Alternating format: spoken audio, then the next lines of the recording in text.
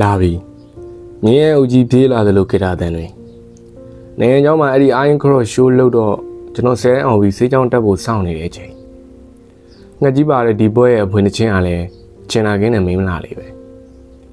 တကယ်တော့လူငယ်ဘဝရဲ့အဖွင့်သချင်းဖြစ်ကျင်နာကင်းနဲ့မိမလာလေးတဲ့ပိုတင့်တော်တာဘာများရှိနိုင်အောင်ပါလဲနောက်ပြီးမိမလာလေးတွေကျင်နာကင်းခြင်းဟာငါတို့ရှာပေါ်မှာအရက်ကိုခြုံစေခဲ့တယ်မဟုတ်လားအဲ့ဒီနေ့ကကျွန်တော်တို့ Manly Run ကစ်ကြတယ်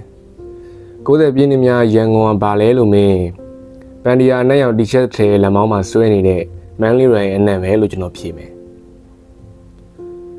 ကျွန်တော်တို့ရဲ့အော်တန်များကသူနာသူပိတ်ထားတဲ့ရာဇဝင်ရဲ့လက်တွေကိုအတင်းဆွဲဖယ်ခဲ့တယ်အဲ့ဒီရာဇဝင်ရဲ့နားနာဖက်တဲ့လေးပြူနဲ့တူ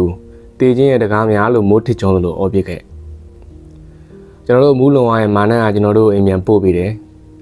တိုတာကိုလာပမြေတောင်803ညမာနကကောက်လီပါကုံနင်းတယ်ဘယ်မီးပွိုင်မှမရဘူးမီးညီတွေမီးဝါတွေတရိပ်ရိပ်ရှေ့မှာကားစီခေါင်းချင်းဆိုင်လာနေတယ်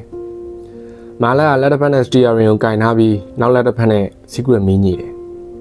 ကျွန်တော်တို့မျက်စိတွေမှိတ်ပြီးအားလို့အတန်ကုန်အောင်အော်တယ်